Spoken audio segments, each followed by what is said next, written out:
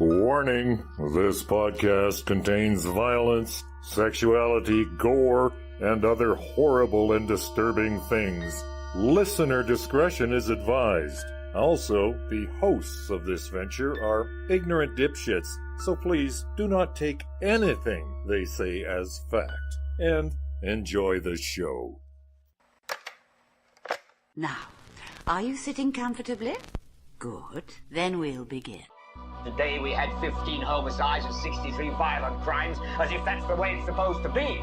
The atoms in your left hand probably came from a different star than your right hand. It is our basic human right to be forgotten. A second plane now has crashed into the other tower of the World Trade Center. Putting chemicals in the water that turn the friggin' frogs gay. The defendant shall be incarcerated for the rest of her natural life with no possibility of parole. You are not machines. You are not cattle. You are men. We were somewhere around Barstow, on the edge of the desert, when the drugs began to take hold.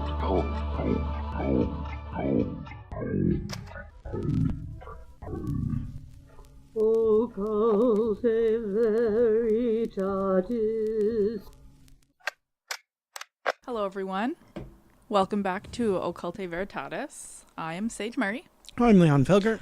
Ood Gallifrey. Hi. So, to start off my episode, what's your poison? So, what's your poison?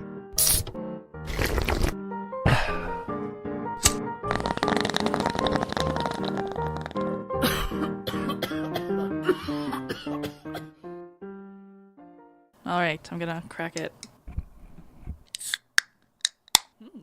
Oh, that picked up nice. It did. It was real cracky. It's just shitty Bud Light. Yeah, sorry. Bud Light. It's cold. You know what, like, I just ate a bunch of McDonald's French fries that were salty as fuck. This is the best, like, watered down piss beer I've ever had. But guys, they say that it's brewed using the choicest hops and barley malt. The choicest. There were no choice hops and barley available, so they just brewed water and put it in a can. Basically. It's like beer flavored water. Yeah. With a little bit of carbonation. Yeah. It's fine. It's plenty fizzy. There's definitely no flavor to it, though. I mean, when Canadians joke that American beer is kind of like water, like this is a prime example of what that is. It doesn't actually say on the can what the alcohol content is, so I assume it has none. Oh, 4.0. Oh, geez, so it's even low on that end. But they wrote 4.0 really small because they're ashamed of how little there is. It is a light beer. Yeah. What's the point of light beers, really? Why does Mr. Sage Murray keep stocking your fridge with this? Does alcohol? It's probably the cheapest. Does alcohol have calories? I think we established on a previous episode that Lucky Lager is in fact the cheapest. Yes, it is the cheapest. Yeah. But it does have less calories. Like a light beer versus a regular beer. I didn't know that was a consideration when drinking beer. It really isn't. And also it has like the lighter taste, I guess. I guess I'm having a hard time adjusting to the summer heat, so this cold beer is kind of nice, but there's nothing of substance within it. Within it. Yeah. I'll give it a 4. It's fine. I forget what I rated it in previous episodes. I'm going to give it a Penoject out of Viagra, a Levitra, and a Cialis. Penoject, so that's 5 of something? No, well, Penoject, before Viagra, Cialis, and Levitra were things, Penoject was an injectable thing that you put in the base of your penis, and it gave you a hard-on for about an hour. Okay. We don't use that so much anymore because they're edibles, so to speak. But yeah, when I was a kid, I found a vial of Penoject in my refrigerator. I did not. That's how I found out my father had erectile dysfunction. Oh yes, as they do. Yep. And I'm gonna give it a 4 as well. It's kind of just nondescript. It's kind of just wet and cold. Yeah, it's wet and cold. Which is fine. Police on Merseyside say that 2-year-old James Bulger, who disappeared from a shopping precinct at the weekend, was horribly murdered and then dumped on a railway line. They say that someone must know the identity of the 2 boys who took James from the precinct. Inch by inch, the police have searched the railway line where 2-year-old James Bulger's body was found yesterday. The scene is still protected from the elements for forensic work. The body itself was removed late last night. His uncle had identified him. It had been spotted earlier by 4 schoolboys playing. And as we come out walking, you could just see it there as you looked on the floor, just right there, by the little path. Because I said, it's a baby. Because no clicked on like, because that baby went missing. And then like, we all ran towards the bridge, got down and went to Walton Lane. What did you do once you'd found it? Who did you tell? The police. The blurred images of two youths seen taking James away are now all over the city. The public say detectives hold the key to finding them.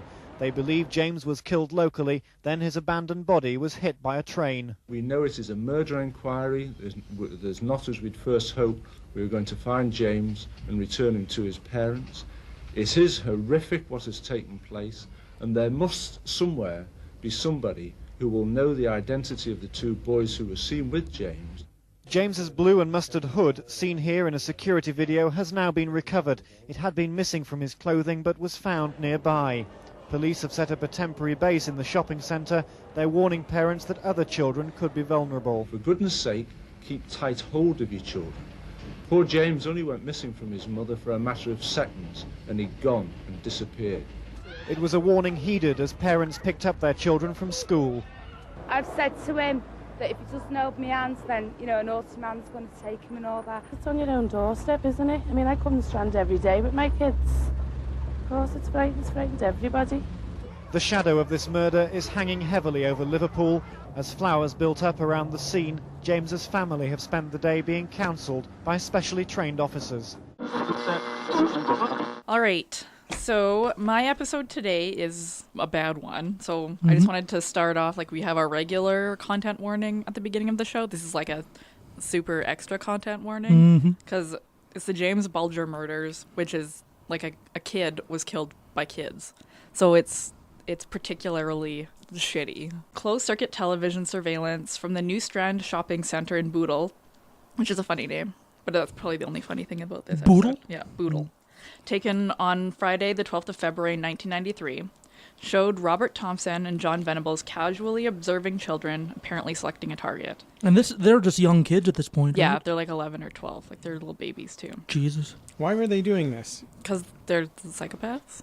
Okay, that's fair. The boys were playing truant from school, which they did regularly. Throughout the day, Thompson and Venables were seen stealing various items, including candy, a troll doll, some batteries, and a can of blue paint, some of which were later found at the murder scene. One of the boys later revealed that they were planning to find a child to abduct, lead him to the busy road alongside the shopping center, and push him into the path of oncoming traffic. That same afternoon, James Bulger from nearby Kirkby went with his mother Denise to the New Strand shopping center. While inside a butcher shop on the lower floor of the center at around 3:40 p.m., Denise, who had been temporarily distracted, like you do, realized that her son had disappeared.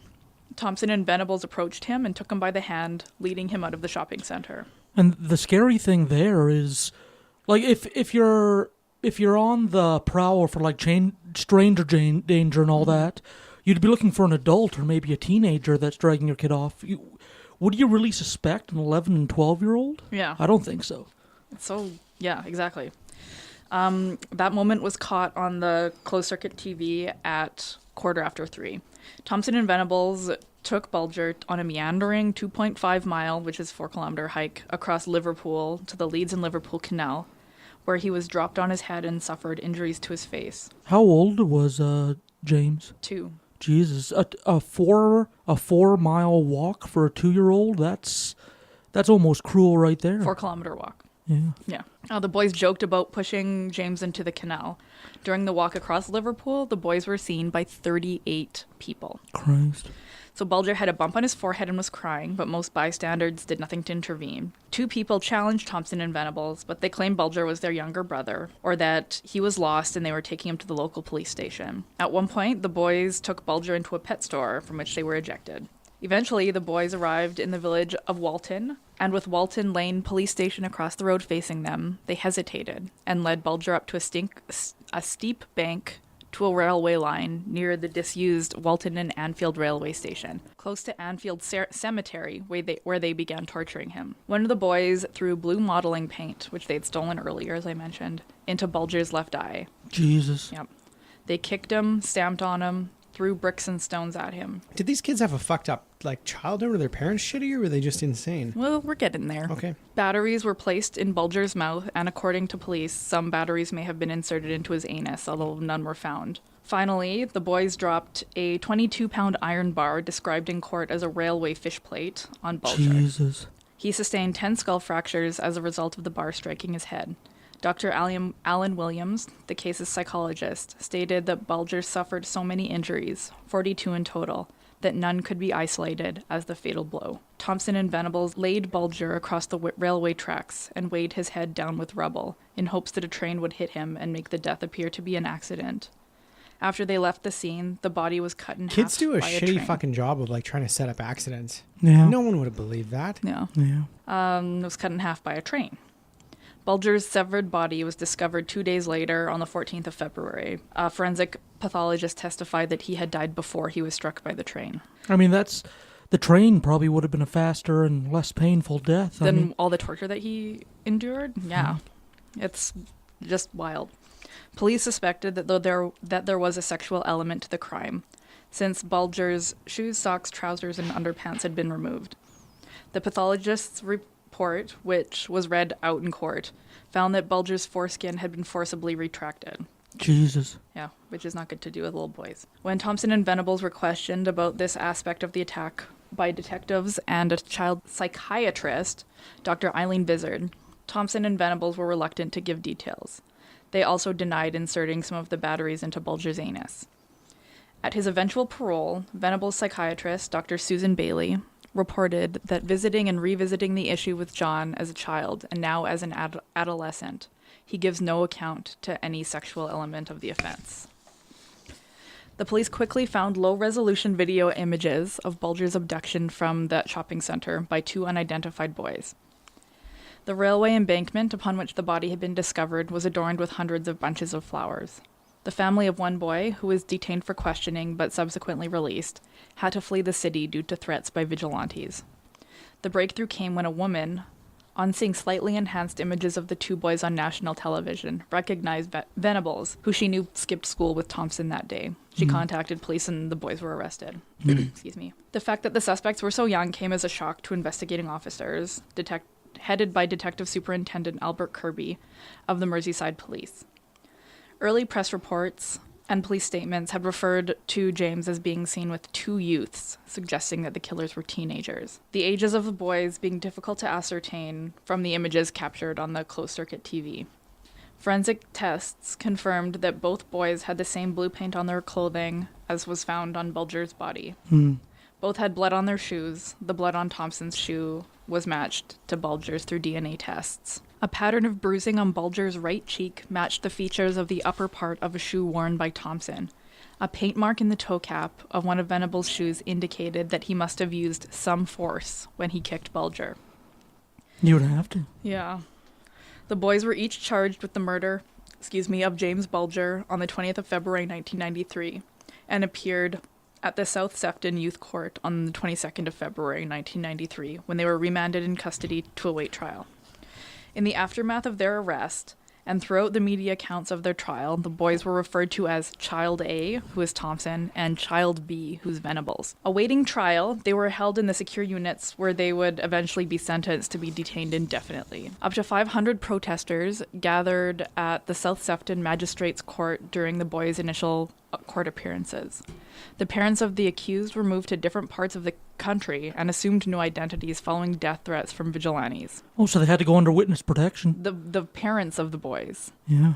Like that's how big a deal this was. And lots of people in North America don't know about it because it happened in London.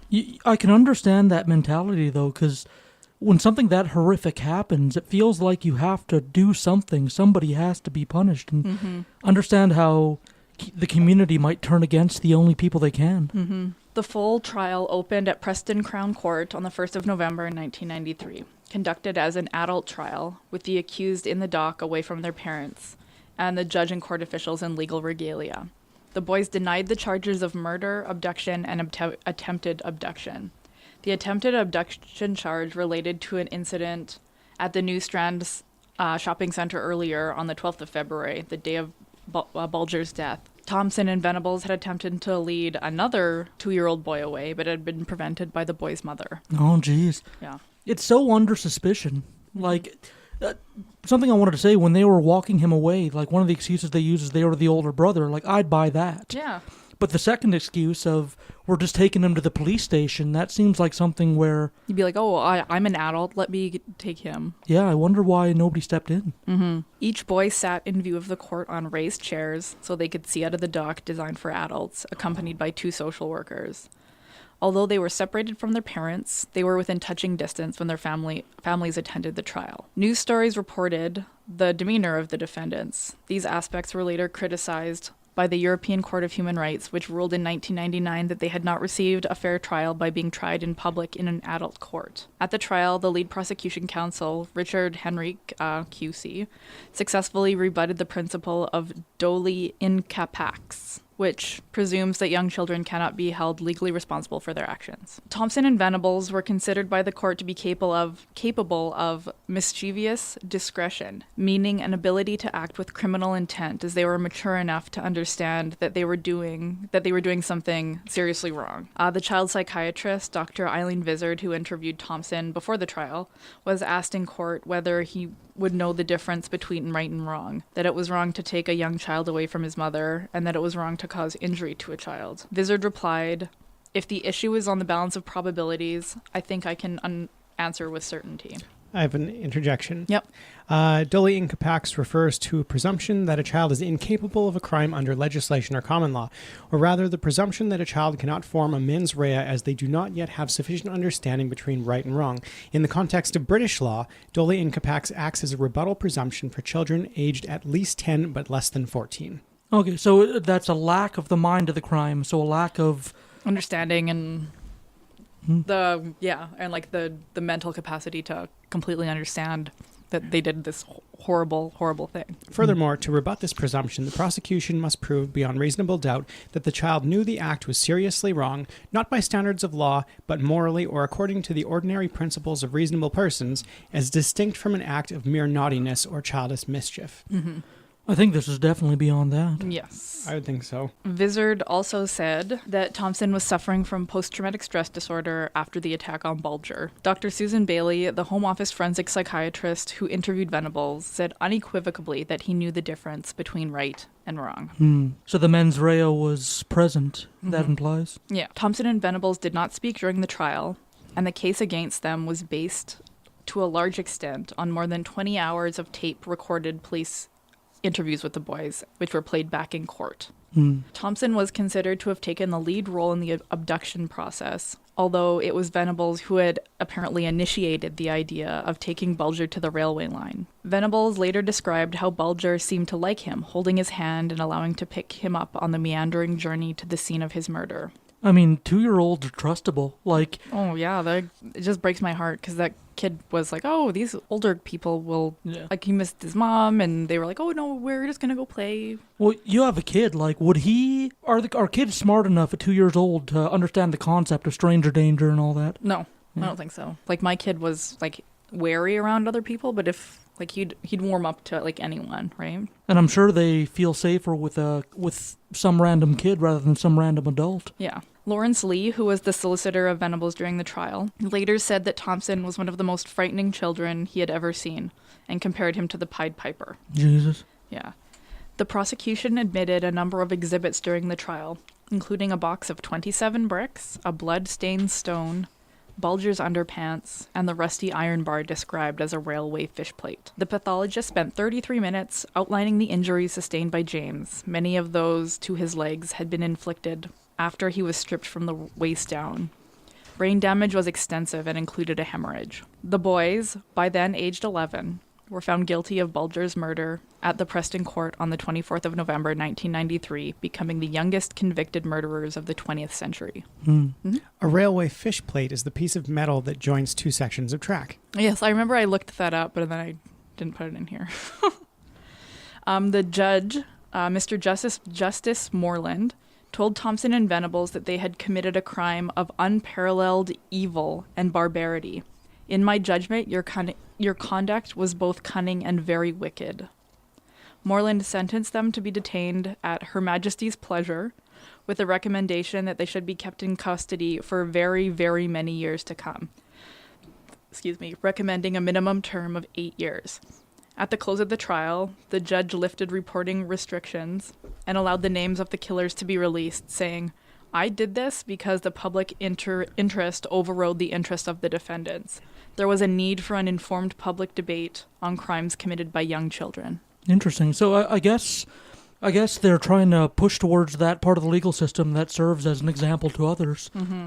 I guess they wanted any other young kids that might have ideas like that to see these kids as an example. Mm-hmm. A bad example. Yeah. Sir David Orman later criticized this decision and outlined the difficulties created by it in his 2010 review of the probation service's handling of the case. Shortly after the trial, and after the judge had recommended a minimum sentence of 8 years, Lord Taylor of Gosforth, the Lord Chief Justice, recommended that the two boys should serve a minimum of 10 years, which would have made them eligible for release in February 2003 at the age of 20.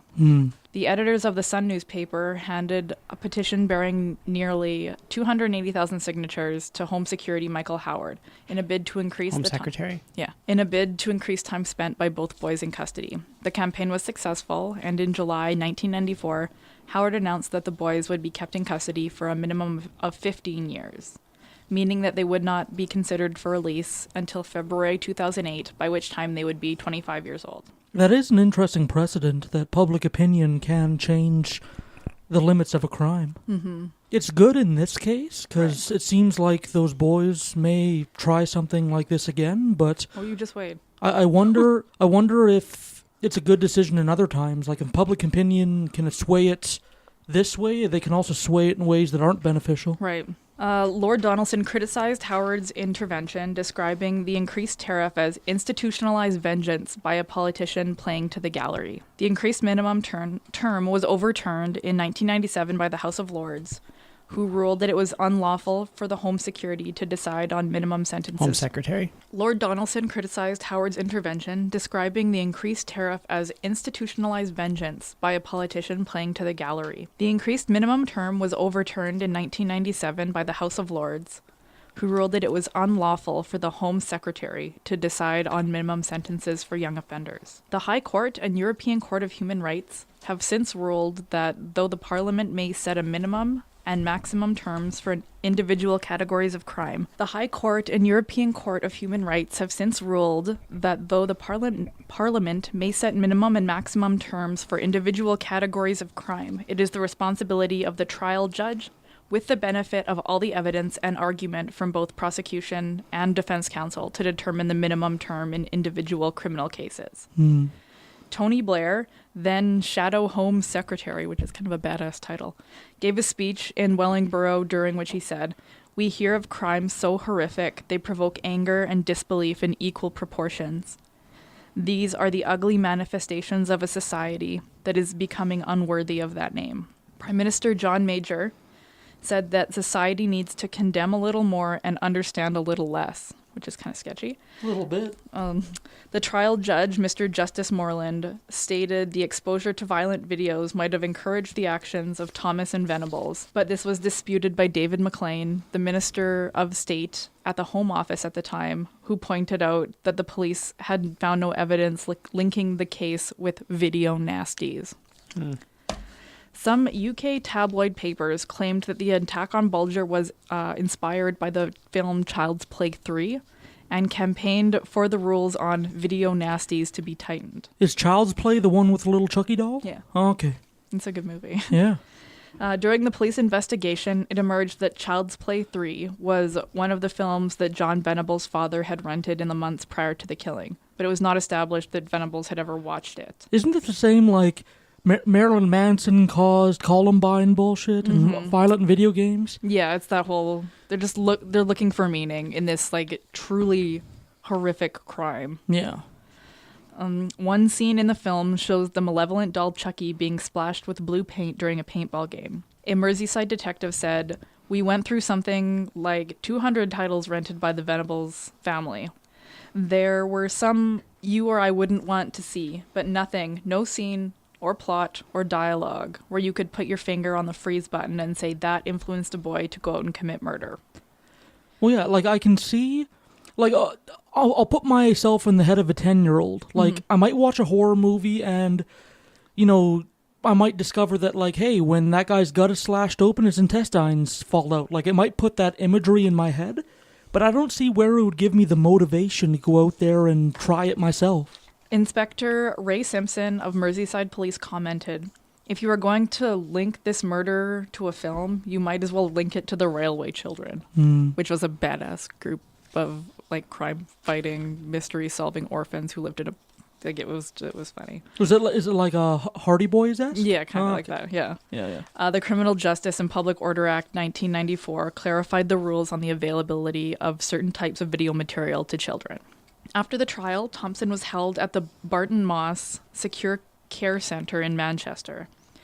Venables was detained in Vardy House, a small 8-bedded unit at Red Bank Secure Unit in St. Helens on Merseyside. These locations were not publicly known until after the boys' release. Details of the boys' lives were recorded twice daily on running sheets and signed by the member of staff who had written them. The records were stored at the units and copied to officials in Whitehall. The boys were taught to conceal their real names and the crime they had committed, which resulted in them being in the units.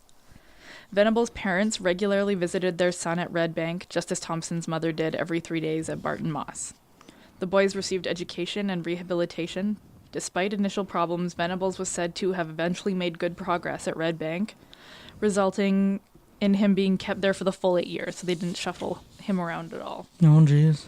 Despite the fact that the facility was only supposed to be a short-term remand unit. But I suppose, like, lack of funding, lack of staff, and all that bullshit. Yeah.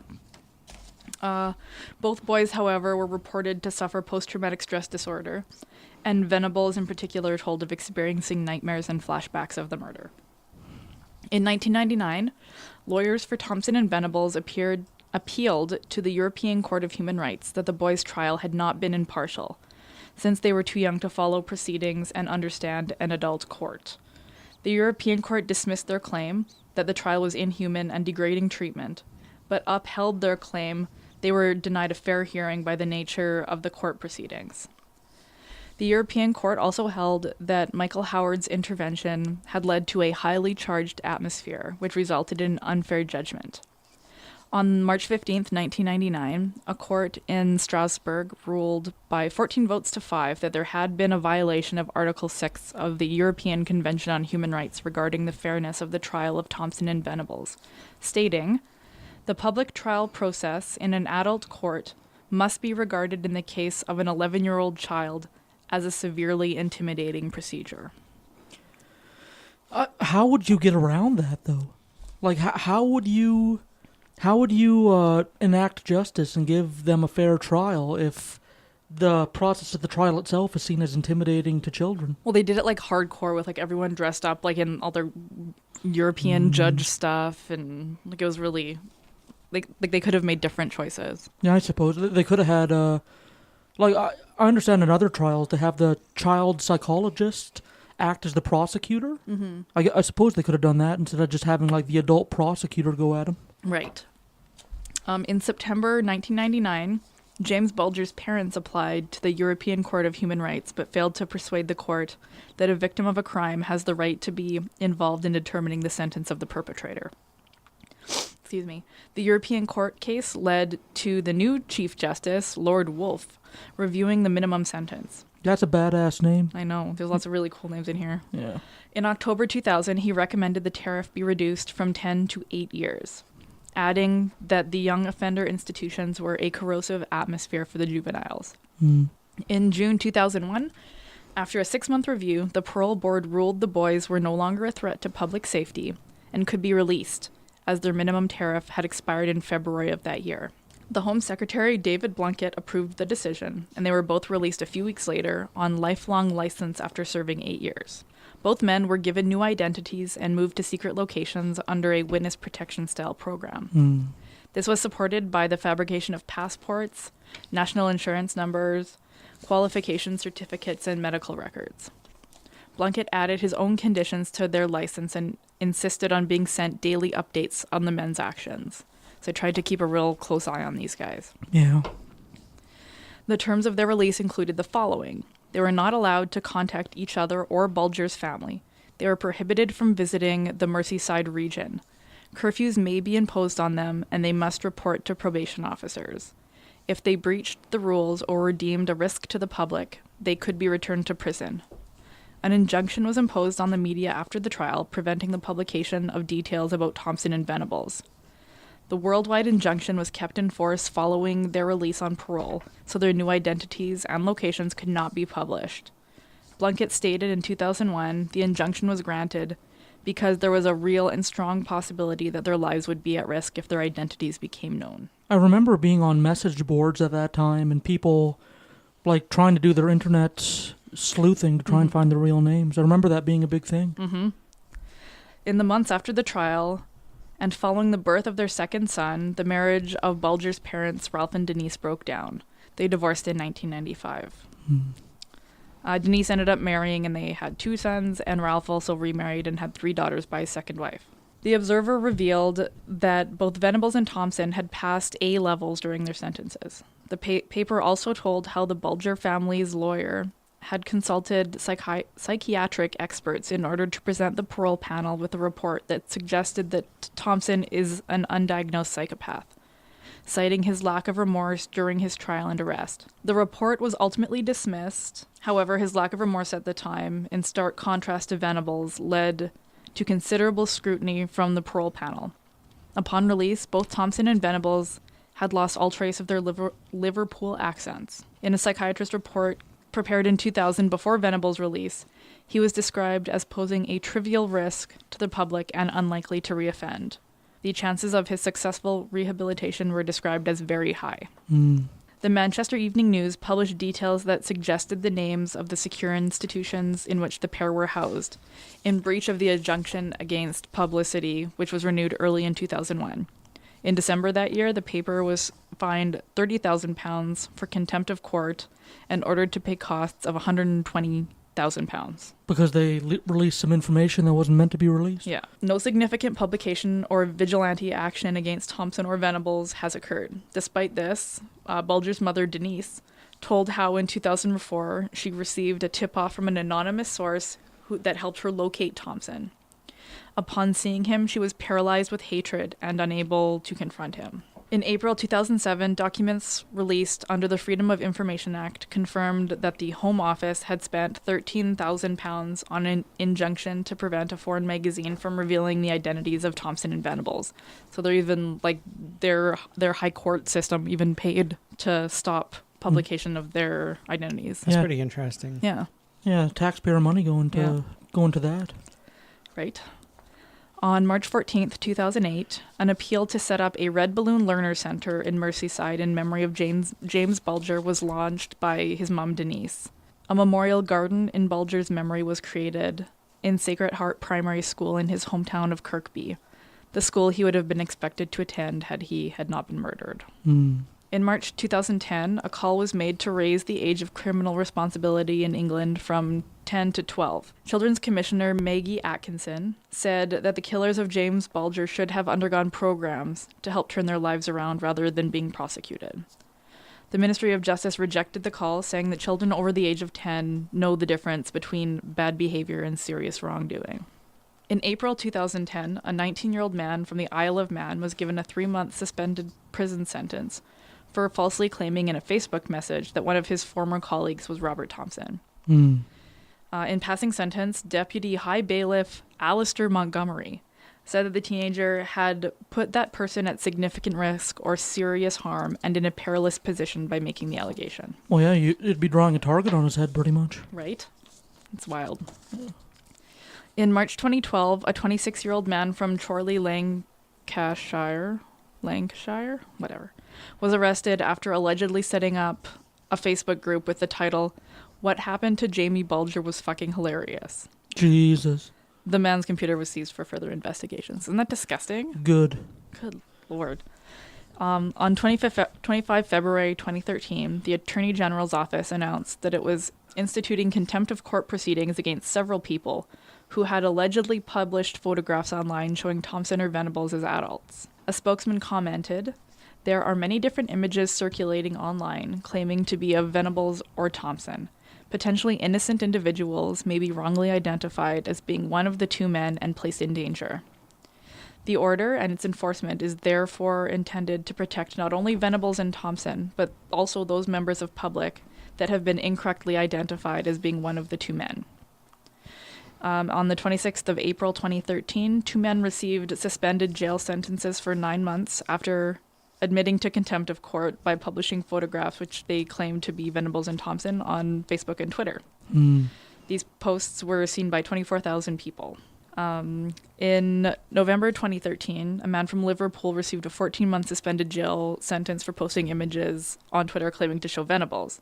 Like, there's a bunch of these things. Like, a woman from Kent in 2016 was jailed for 3 years after sending Twitter messages to Bulger's mother in which she posed as one of the killers and his ghost. Ooh, that's pretty evil. Yeah.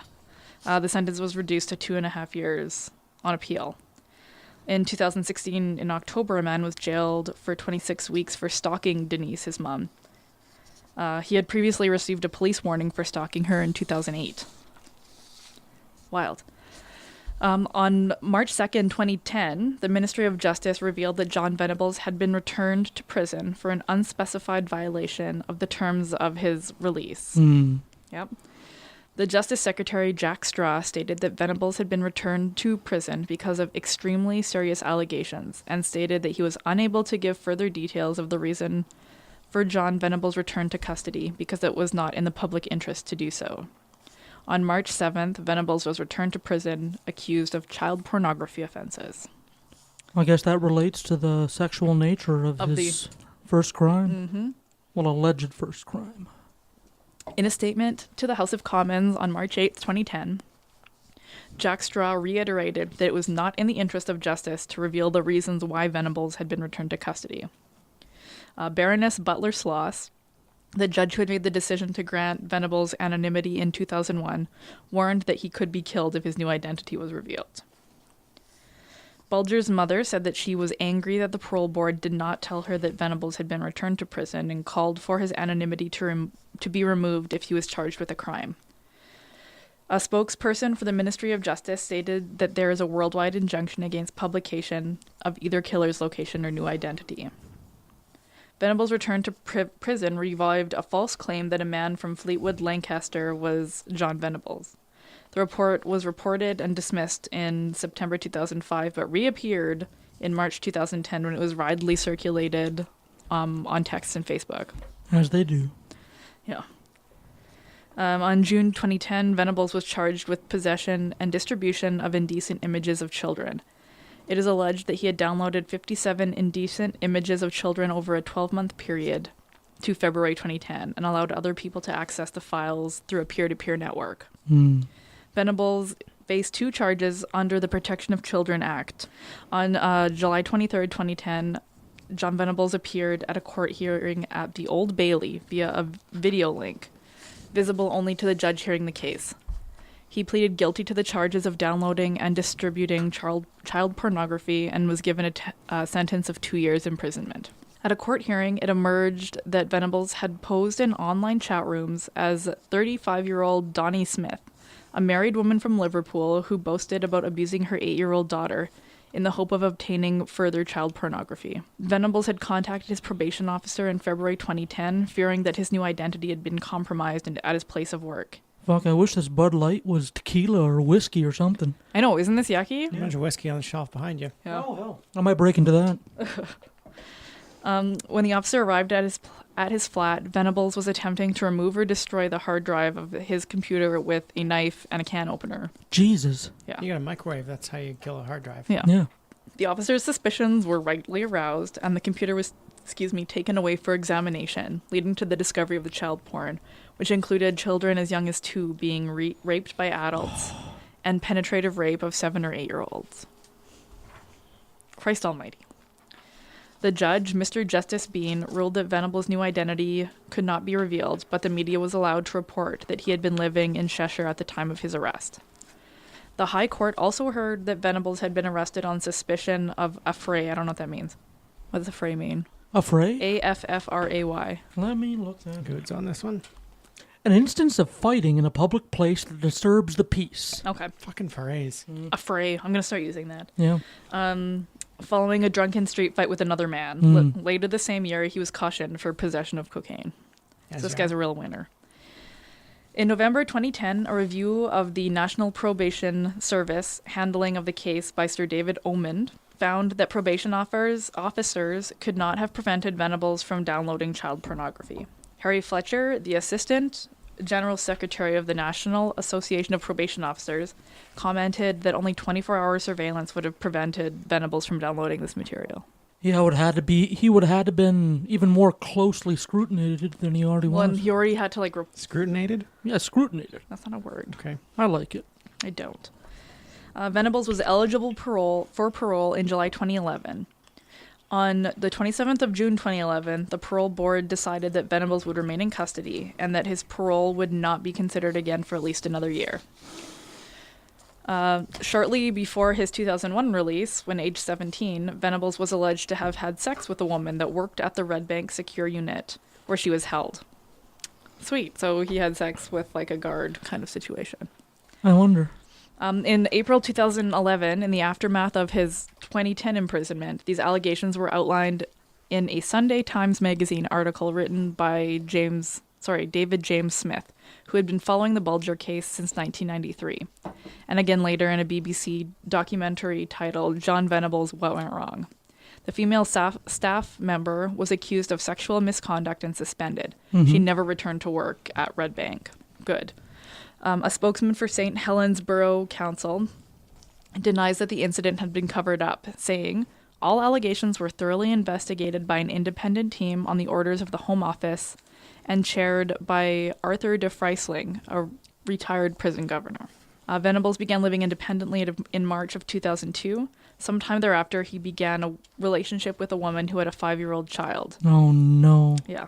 It is not known whether Venables had already begun downloading child porn at the time of dating the woman, though he denies having ever met the child. In 2005, when Venables was 23, his probation officer met another girlfriend of his who was age 17.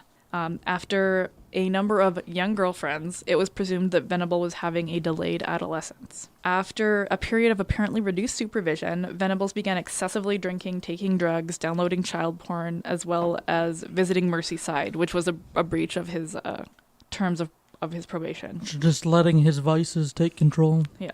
In 2008, a new probation officer noted that he spent a great deal of leisure time playing video games and on the internet. In September that year, Venables was arrested on suspicion of affray following a fight outside a nightclub. He claimed he was acting in self-defense, and charges were later dropped after he agreed to go to an alcoholness, apparently I need this, alcohol awareness course. 3 months later, he was found to be in possession of coke and was subjected to a curfew. On 2 separate occasions, Venables revealed his true identity to a friend. On May 4th, 2011, it's reported that Venables would once again be given a new identity following what was described as a serious security breach, which revealed an identity that he had been using before his imprisonment in 2010. Details of the breach could not be reported for legal reasons. A spokesman for the Ministry of Justice commented, "Such a change of identity is extremely rare and granted only when the police assess that there is clear and credible evidence of a sustained threat to the offender's life on release into the community." The incident occurred after a man from Exeter posted photographs on a website devoted to identifying pedophiles, allegedly showing Venables as an adult and giving his name. Yikes. So he was doxxed. In November 2011, it was reported that officials had decided that Venables would stay in prison for the foreseeable future, as he would be likely to reveal his true identity if released. A Ministry of Justice spokesman declined to comment on the reports. On the 4th of July 2013, it was reported that the Parole Board for England and Wales had approved the release of Venables. On September 3rd, 2013, it was reported that Venables had been released from prison. On November 23rd, 2017, it was reported that Venables had again been recalled to prison for possession of child abuse imagery. The Ministry of Justice declined to comment on those reports. On January 5th, 2018, Venables was charged with unspecified offenses relating to indecent images of children. On February 7th, 2018, Venables pleaded guilty to possession of indecent images of children for the second time. He pleaded guilty via a video link again to 3 charges of making, indecent images of children, and one of possessing a pedophile manual. A pedophile manual? Yeah. So is that how to hide and operate in these peer-to-peer networks? Basically. Mm. Like how to stay under the radar and how to groom your victims. That's pretty gross. Super gross. That level of sophistication makes me wildly uncomfortable. Right? He was sentenced to 3 years and 4 months in prison for that. The parole board ended up releasing him at the end of his sentence, an action which James Bulger's mother has vehemently opposed. Mm-hmm. Can't imagine why. Yeah, like she feels that he poses a risk to public safety after he was released from jail for distributing child porn. Okay. So that's the really sad story of the murder of James Bulger by Venables and Thompson. Mm. And apparently Venables just is not super right, and I didn't find any information really about Thompson. Maybe we'll do a follow-up episode and I'll do a little bit more digging. That's interesting. I wonder, was there anything that you read that suggested that one of them was the leader and one of them was the follower? Well, just what they said that, I think Venables was more of the leader, because he's obviously, I found a shitload of information about his fuck-upness. Mm. I wonder why he chose a friend to do it with him. Yeah. Well, they were just buddies, and they always cut class together, and I guess they were both really curious about seeing how to kill a 2-year-old. I guess. I always try and mine the stories we cover for some kind of lesson, but it's a bunch of conflicting thoughts in my mind. Like, part of me says that people that young might not know what they're doing, but the horrificness of the crime and the specificity with how they treated the body, like the level they took to isolate themselves and then torture him, it seems sophisticated. Right? It's too sophisticated for their age. Yeah. Picked a really fucked up topic, Sage. Sorry. Wow. I honestly, I don't know what to say. Yeah. I've got nothing. It's a tough one for sure. And it brings up, how do you handle justice with children? Mm-hmm. Any of our listeners has any thoughts, let us know. Wow. Yeah, we're kind of all dumbfounded just sitting around the table, folks. So if any of you want to send in a voicemail and, I don't know, try and cement it into some type of theory or lesson, or even just your thoughts on the case, just ovfeedback@gmail.com. Yeah, what do you do with kids like that, though? I just don't know. At what point is not criminally responsible due to age? Man, I don't. This is super fucky. I know. How do you prevent child pornographers when they are children? What do you do about that? Is there some kind of rehabilitation that should have been done? Can you send small children to school on how not to later turn out to be child pornographers? I have no idea. Mm-hmm. There is certain programs out there that houses pedophiles. And maybe we'll cover this on a later episode, but really the solutions they've come up with is basically keep them in a facility. They're not under arrest, but they're not free to go. They're just kind of permanently in a facility because society doesn't really have a solution right now. Chemical castration. Yeah. You have to voluntarily do that. I actually used to work with a guy that did that. Yeah. He was chemically castrated. Yeah. Honestly, if I had deviant desires like that and I couldn't express them without harming a child, I think I would go for chemical castration. I think I would just, live my life as asexually as possible. Right. I think I'd kill myself, honestly. Yeah. I mean, suicide is a pretty quick answer for me for just about everything, but I'm pretty sure I would do it. Yeah. Yeah. I read an article a while ago about a man who is a pedophile, but he's never offended. And there's a whole group of them about non-offending pedophiles who don't want to offend. Mm-hmm. And they all just kind of it's like a support group for these people. My psychologist actually works with a few non-offending pedophiles. He was telling me, it was a weird conversation we had about sympathizing with pedophiles. Yeah. Mm-hmm. Well, I think there's a distinction between somebody who is a child molester and somebody who's a pedophile. A pedophile can be a pedophile without being a child molester. Yes. And if you have deviant desires, but you are not expressing them and you're looking for ways to solve them, I have all the sympathy in the world for those kind of people. Yeah. But at the moment that they offend. Victimize a child, all that sympathy is tossed right the fuck out the window. Right. Which, I don't even know if I want to go down the road, but at what point does it become acceptable? And I don't mean imagery, but say like even erotic stories, because I know it's illegal in Canada to possess written child porn. Like you can't write porn about kids. But at what point does it become okay to say, all right, to a pedophile, you can have this if you don't, like, can you satisfy your needs to a point? I don't know. This is fucked to even think about. You know what I'm saying, though? Yeah. If we look at it very pragmatically, and this is a topic that even I'm hesitating to go into, but if we look at it pragmatically, any solution that ends with less kids getting victimized, I'm game for it. If imagery or 3D porn has to be made to satiate these people so that they don't go out and victimize children, I'm hesitantly in favor of that. But the science and research has to be done that is an actual solution. Yeah, and that it will actually help reduce offending by these people. Yeah. I'm just glad I'm not a pedophile because this whole thing seems very complicated. Yeah, I think in the future I do want to do a full episode on pedophilia and like the current solutions that our society has come up with that are kind of just temporary solutions. But it's going to take something a lot stronger than Bud Light, so we're going to do that on a later date. Yeah, I'd be interested in helping out with that one too. Yeah. Sorry. And thank you for listening. Mm-hmm. Maybe we'll put a funny song. Have you ever heard the Sex Offender Shuffle? No. It's a funny song. Okay, if I can find a version of it that I can play, I'll put it on there. Something funny. It's on YouTube. As a resident of Miami-Dade County, it is your right to know the names and likenesses of sex offenders living in your area. As a public service, we have created this videotape so that you and your friends and family can stay aware, stay safe, and maybe even have a little fun. Enjoy.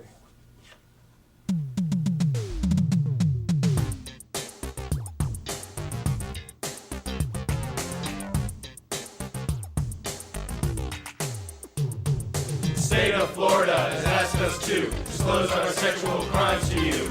We were bad, but now we're good. We're moving into your neighborhood. You know we're trying our best to be functioning members of society.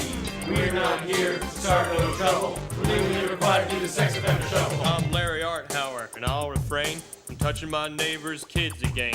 What I did was not too kind, but I'm a nice guy, you'll come to find. I've got a backyard and a real nice pool. Y'all should come over for a barbecue. We can make some cold drinks in my blender, but do keep in mind that I'm a sex offender. Vernon Douglas is my name. My battery arrest is what brought me fame. But there's much more to know about me. I love to dance and I love to ski. I zip and zoom on through the snow. Just strap on my boots and watch me go. But I can't ski until December. Till then I'm just a sex offender. I'm Charles Dolan, dropping rhymes. I've been arrested 7 times. I know that sounds like a lot. 3 of those times were for vandalism. Feel real bad, I got caught. Might do it again, probably not. I'm not here to make pretenses. I'm here because of my sex offenses. I'm Sam Pound, I'm number 1. Apologizing for what I've done. In case you were wondering what that was, I snuck into a bathroom and I eat no truffles. I'm just here to do the sex offender shuffle.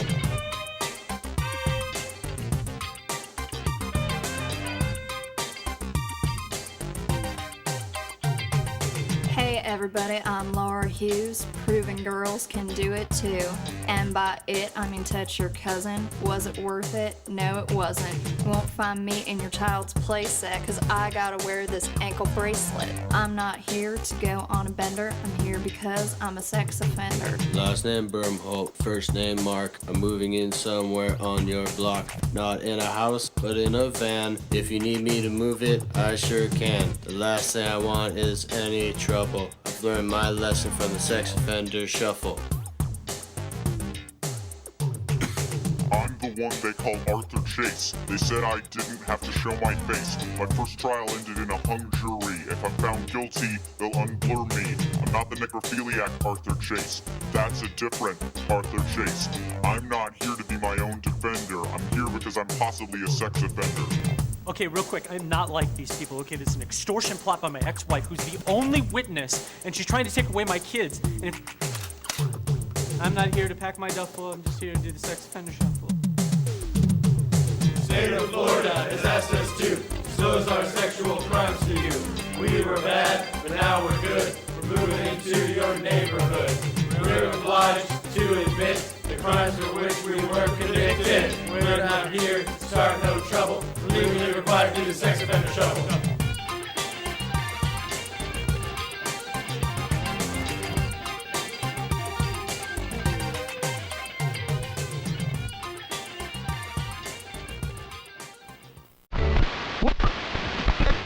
Already a big thank you. I did find a version we could play of the Sex Offender Shuffle by Scott Garnier, and his last name is spelled Gairdner. You can find him at scottgarnier.bandcamp.com, and you can purchase the track off there if you liked it enough. Thank you very much for playing out the show.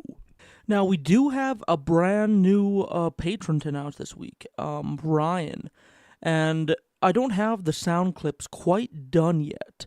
I changed all the levels. Instead of buy us a beer at the $5 level, you are now an official occultist in our cult.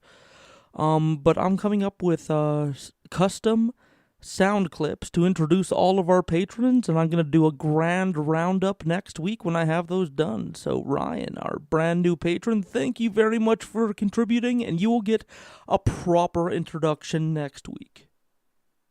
That's it, that's all. Don't have very much time this week. I'm in a bit of a rush during my editing day, so we'll cut it short for this week, and we'll have a jam-packed, balls to the wall, just filled to the brim after show next week. We're going to throw the whole kitchen sink at it. So tune in then. I think actually we need a bit of an earlier break from my voice after listening to the James murder episode, because it gets dark, it gets fucky immediately. So yeah, I hope you guys have a nice week. Thank you for letting us into your ear holes. If you want to follow us on Facebook, Twitter, Instagram, anything like that, just go to our website, www.ovpod.ca. All the links to our social medias is down there. This week, just like every other week, we're going to be doing a bunch of images and stories and articles surrounding this week's case. You can look into it further and decide if there's any lessons within or if there's any conclusions to be had from this tragedy. Anyways, I've been Ood Gallifrey with the After Show. Thank you very much and have a wonderful week.